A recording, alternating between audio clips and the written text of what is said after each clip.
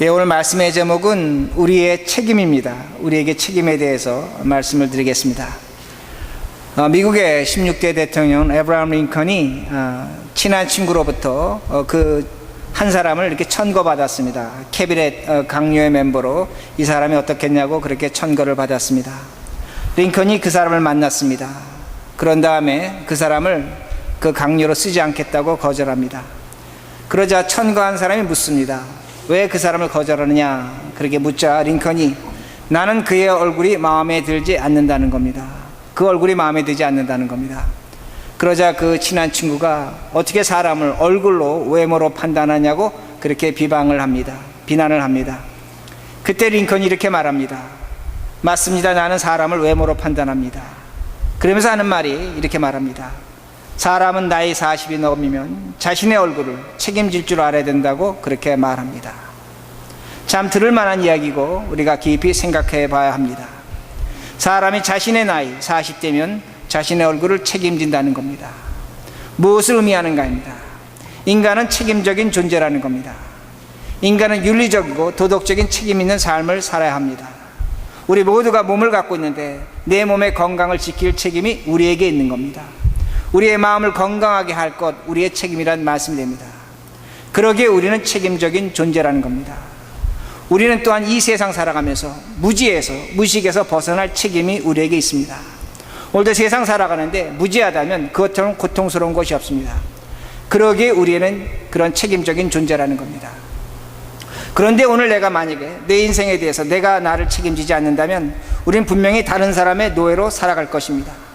오늘 내가 나를 책임지지 않는다면 오늘 내 삶은 다른 사람에게 짐이 되고 고통이 된다는 말씀이 됩니다. 오늘 책임지지 않는다면 남을 원망할 것입니다. 그리고 세상을 저주할 것입니다. 그리고 나를 책임지지 않는다면 우리 인생이 주어지는 그 기회, 성공, 행복을 놓치게 될 것이라는 말씀이 됩니다. 그러기에 우리는 책임적인 존재입니다. 오늘 성경은 우리에게 어떠한 책임을 질 것인가를 분명하게 말씀하고 있습니다. 우리가 또한 믿음의 사람으로서 신앙의 사람으로서 책임이 있다는 말씀이 됩니다. 오늘 제가 마태복음 25장을 말씀드립니다. 제가 이 25장 긴 내용을 아마 다 말씀드리게 될 것입니다. 물론 우리가 성경 읽은 것은 양과 염소의 비유입니다. 그러나 오늘 25장 전체를 통해서 여러분들 우리의 책임이 무엇인가를 한번 확신하시라는 말씀이 됩니다. 마태복음 25장에는 세 가지 비유가 나타납니다.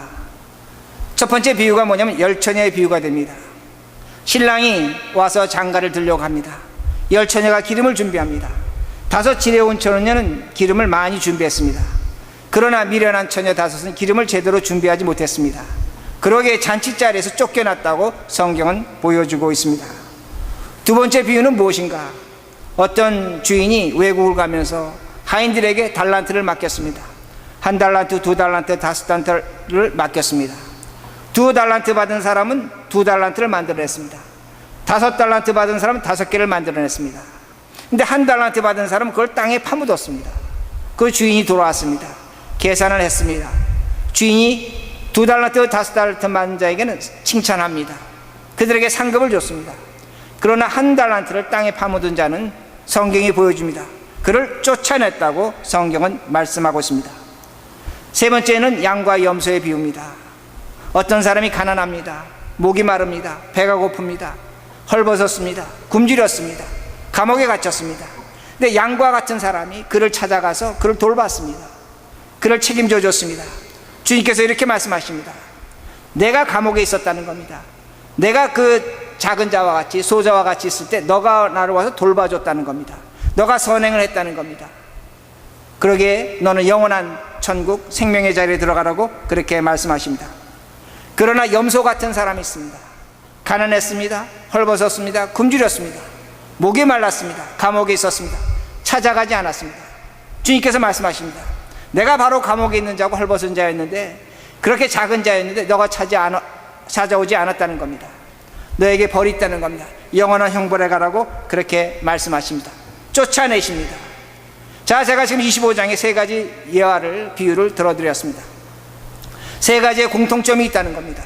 어떤 공통점이 있냐면 쫓김을 당하는 자가 있습니다. 쫓아냄을 당하는 자가 있습니다. 동시에 그 자리에 머무는 자들이 있다는 말씀이 됩니다. 쫓겨나는 자들은 누구인가? 다른 것이 아닙니다. 노력하지 않았습니다. 준비하지 않았습니다. 게을렀습니다. 선행을 베풀지 않았습니다.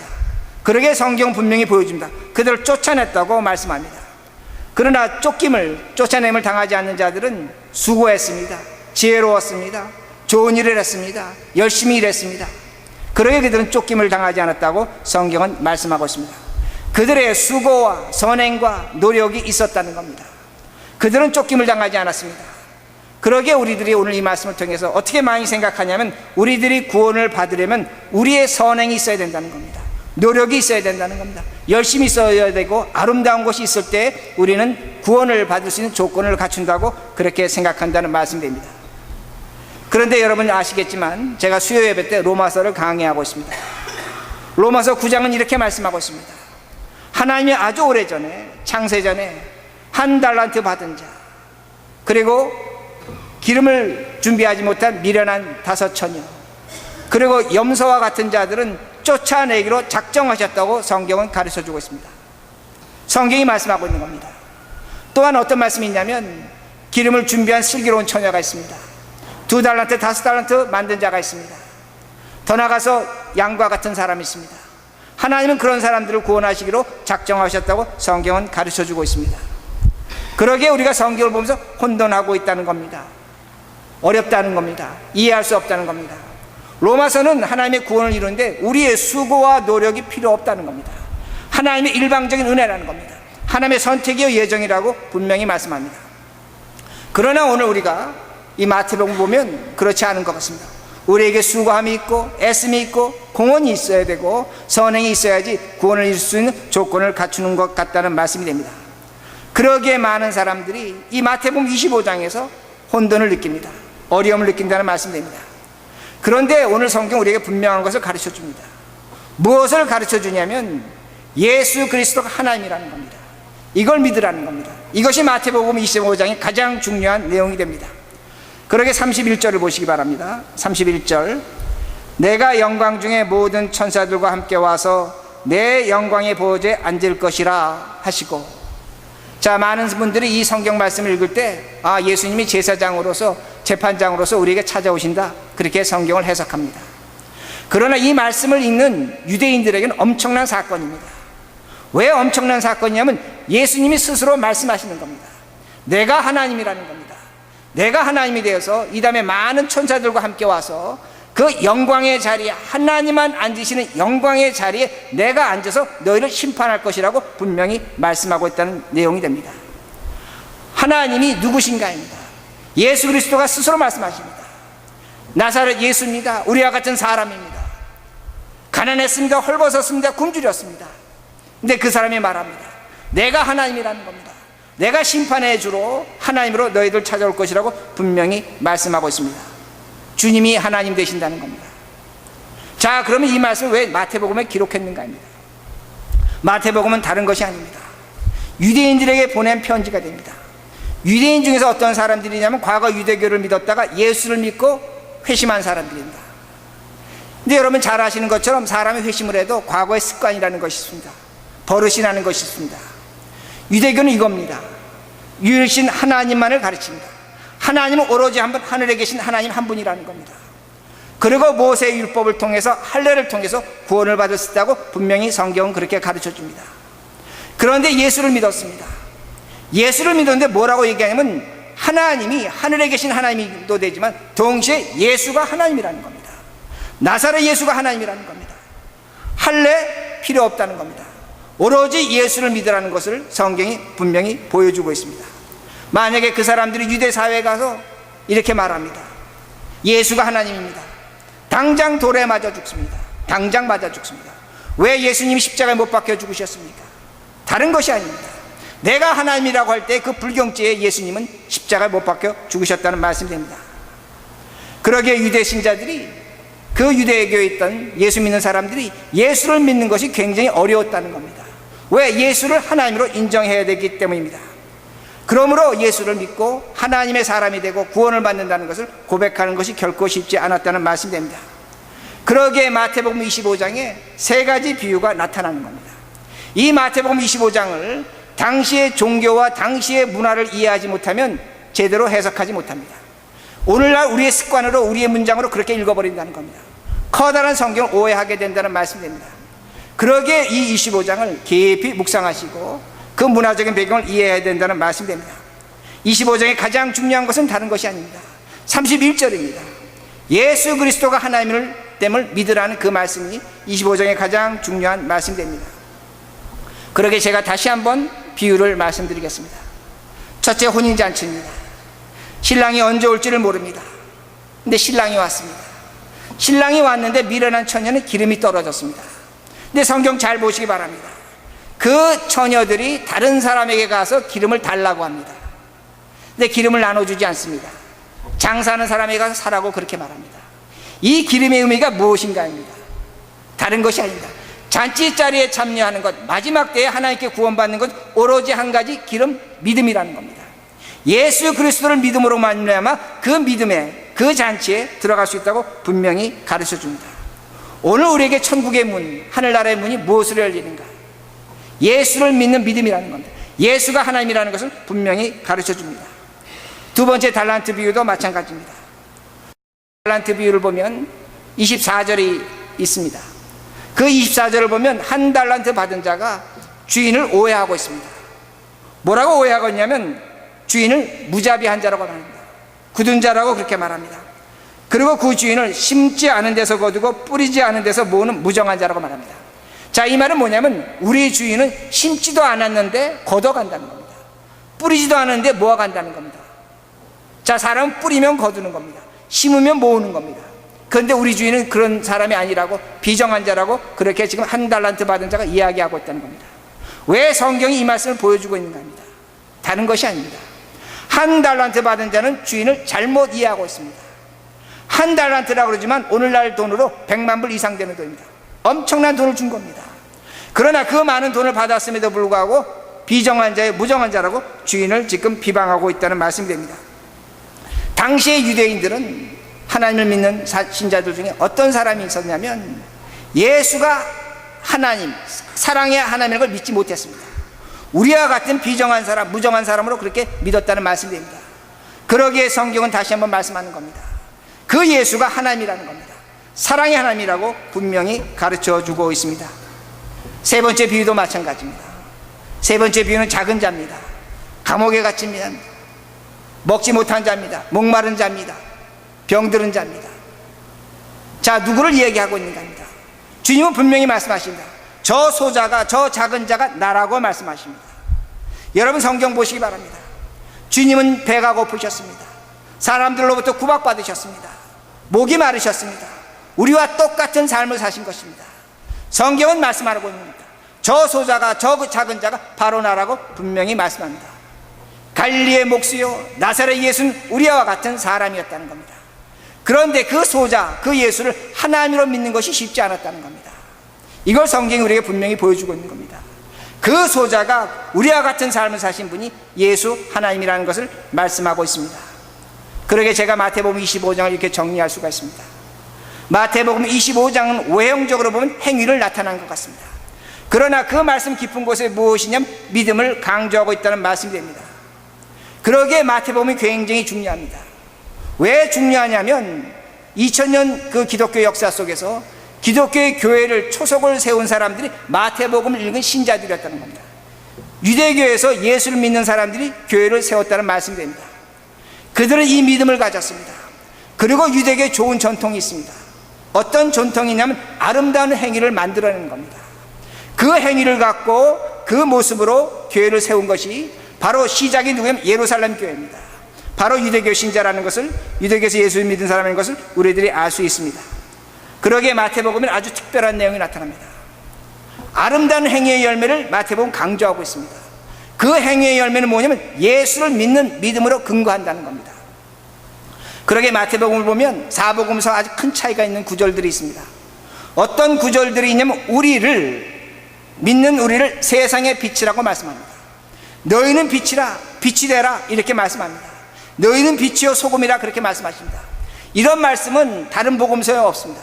누가복음이나 마가복음이나 요한복음 보면 빛은 오로지 하나님입니다. 예수 그리스도만 칭할 때 나타납니다. 그런데 마태복음에서만 우리를 빛이라고 그렇게 말씀하고 있다는 내용이 됩니다.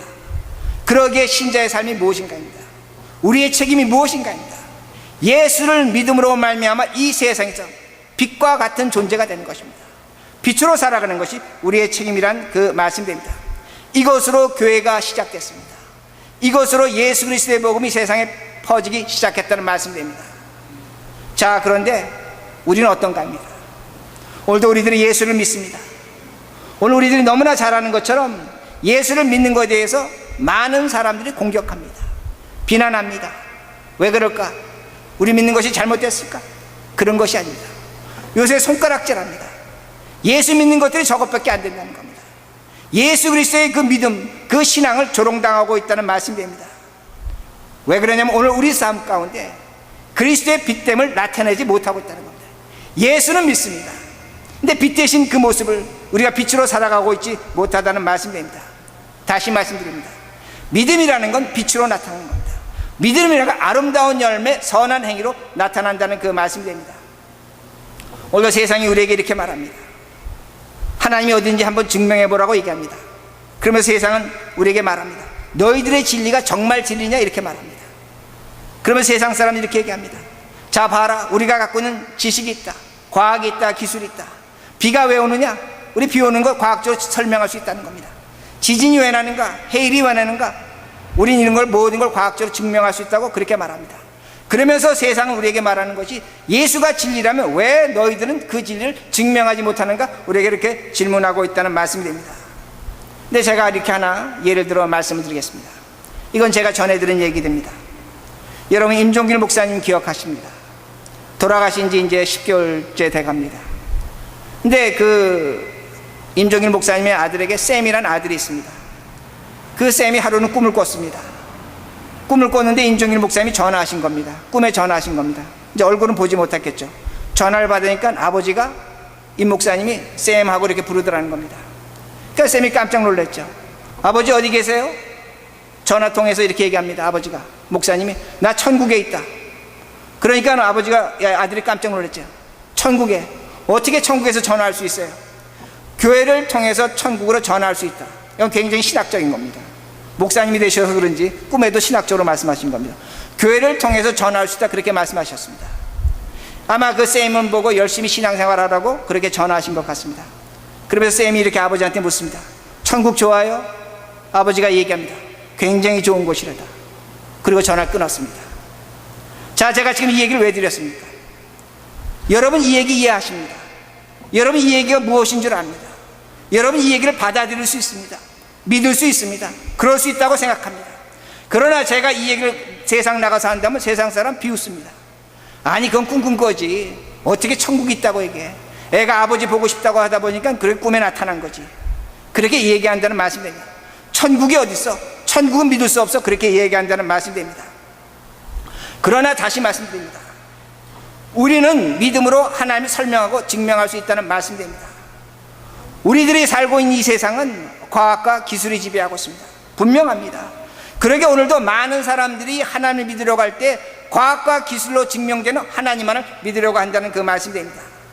왜? 이 세상 사람은 단순합니다. 생각하는 이성이 있습니다. 과학이 있습니다. 기술이 있습니다. 이것만으로 이 세상을 이해하려고 한다는 말씀입니다. 그러나 제가 다시 말씀드립니다. 정말로 과학과 기술이 진리입니까? 정말로 우리의 이성이 최고입니까?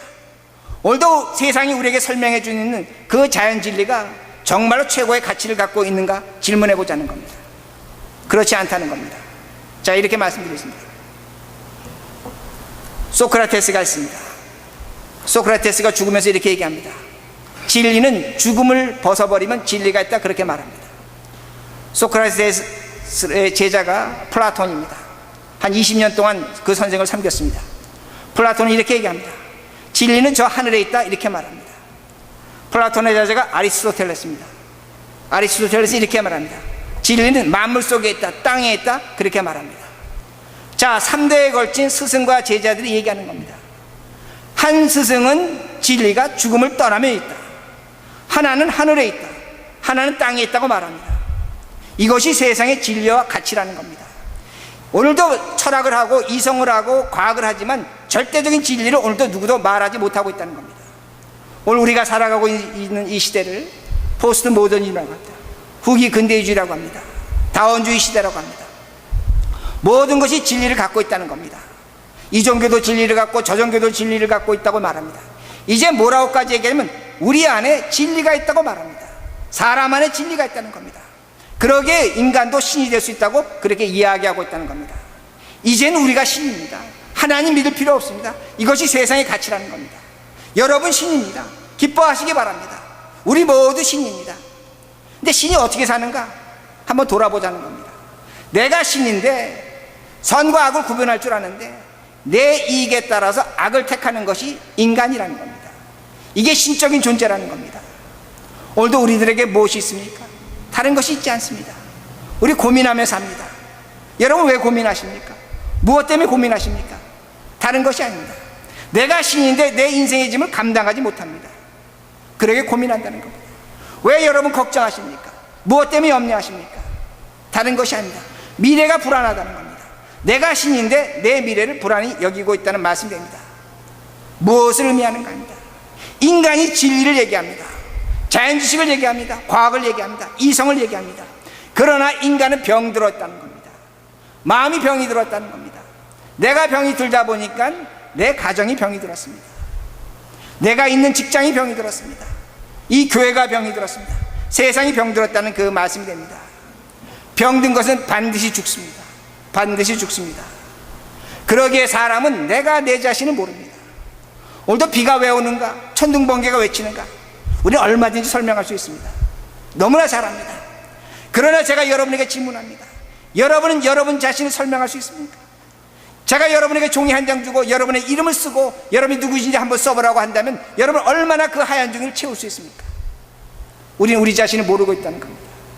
그러기에 수많은 사람들이 높은 곳에서 낮은 곳으로 떨어집니다. 스스로의 목숨을 마감하고 있다는 말씀이 됩니다. 인생의 비극은 뭔가? 뭘 아는 것 같지만 알지 못합니다. 우리의 비극은 뭐냐면 진리를 모르고 있다는 말씀이 됩니다. 그러기에 진리는 어디 있는가? 진리는 어디 있는가? 다시 말씀드립니다. 진리는 예수 그리스도를 믿는 믿음에 있습니다. 이 말씀 믿으시기 바랍니다. 예수 그리스도에게 진리가 있다는 겁니다. 그 믿음을 가진 자는 반드시 빛의 영광을, 아름다운 열매를 만들어낸다는 말씀이 됩니다. 자, 이렇게 예를 들어 말씀드리겠습니다. 제가 일주일에 한두 번은 저 잉그루드 뒷산으로 그 산을 올라갑니다. 여러분들 가보시면 굉장히 좋습니다. 좀 권합니다. 근데 제가 한 번은 산으로 올라갔는데 어떤 양복 입은 사람이 산길을 헤매고 있더라고요. 길을 헤매고 있더라고요. 근데 보니까 유대인입니다. 양복을 입었습니다. 그래서 제가 물었습니다. 너 이렇게 여기서 왔다 갔다 하냐니까 지금 길을 잃었다는 겁니다. 자기 차를 정비소 그랜드 에버뉴에 있는 곳에 두고 자기는 저쪽 그 실바나 에버뉴 9W까지 가야 되는데 자기가 생각할 때 이 산으로 지나가면 쇼컷이 될 것 같아서 산으로 들어섰는데 길을 잊어버렸다는 겁니다. 그리고 아마 이 사람 저 사람에게 물어봤던 것 같습니다. 근데 일로 가라 저로 가다 그러다 보니까 사람이 지쳐버렸습니다. 그래서 제가 그랬습니다. 내가 이 산을 아니까 너 나를 쫓아와라. 한 20분만 쫓아오면 내가 너 가는 곳을 데려주겠다. 이렇게 얘기했습니다. 자, 그러면 이 사람이 쫓아와야 됩니다. 근데 유대인인지 모르지만 저를 굉장히 의심합니다. 수없이 질문하는 겁니다. 너 여기 몇 번 왔냐? 얼마나 와봤냐? 정말로 가는 곳이 맞느냐? 근데 제가 가는 길이 어떻게 보면 또 좀 깊숙한 숲속으로 끌고 들어갔습니다. 그러니까 이 사람이 두려웠던 것 같아요. 저를 의심하는 겁니다. 그렇게 수없이 질문합니다. 제가 속으로 그럼 너 가고 싶은 대로 가라고, 버리고 싶은데 또 차마 그럴 수는 없고, 그래서 그래도 나가라고 해서 제가 끌고 올라갔습니다. 자, 여러분 생각해 보시기 바랍니다. 그 사람은 자기의 목적지를 알지 못하는 사람입니다. 나는 그 사람이 가는 목적지를 알고 있는 겁니다. 의심하는 것 좋습니다. 그러나 내가 가는 대로 그 사람 따라오면 그 사람은 그 사람의 목적지를 갈 수 있었다는 말씀이 됩니다. 문제는 뭐냐면 믿지 못하는 겁니다. 의심하고 있다는 말씀이 됩니다. 똑같다는 겁니다. 이것이 믿음의 길이라는 겁니다. 예수를 믿는 길은 믿음의 길입니다. 축복의 길입니다. 그러나 오늘도 우리는 의심하고 쫓아가고 있는 겁니다. 이 길이 정말 맞을까? 정말로 하늘나라가 있을까? 천국이 있을까? 영원한 생명이 있을까? 하나님이 나를 기다려 주실까? 오늘 내 기도를 들어주시나? 그 길이라는 겁니다. 그러나 그 길이 생명과 진리의 길이라는 그 말씀이 됩니다. 중요한 건 뭐냐면 하나님은 절대로 우리를 버리지 않으십니다. 믿음의 길에 들어가 있는 우리를 버리지 않는다는 겁니다. 제가 그 사람을 인도하면서 깨달은 것이 이겁니다. 하나님은 나를 절대로 버리지 않으십니다. 나는 그 사람 버리고 싶었습니다. 하도 의심합니다. 그러나 제가 그 사람 끝까지 끌고 와서 그 목적지로 데려줬다는 말씀입니다. 다시 말씀드립니다. 예수 믿으시기 바랍니다. 예수 믿으시기 바랍니다. 그가 우리의 생명이십니다. 그가 우리의 구원이십니다. 그가 우리의 아버지가 되신다는 겁니다. 그가 오늘 우리와 함께 하십니다. 그가 오늘 우리를 진리와 생명의 길로 인도하십니다. 영원한 하늘나라와 천국의 길로 인도하신다는 말씀입니다. 여러분이 오늘 예배에 참석하셨습니다. 이 예배의 증거가 뭐냐면 예수 그리스도께서 우리를 인도하시면 증거의 길이란 말씀입니다. 저는 분명히 믿습니다. 그 예수가 우리를 사랑과 자비의 길로 인도하고 계십니다. 오늘 내 삶 속에 눈물이 있고 어려움이 있고 아픈 것이 있습니다. 해결되지 않은 것이 있습니다. 믿고 들으시기 바랍니다. 하나님이 하시는 것이고 하나님이 이루실 것이라는 겁니다.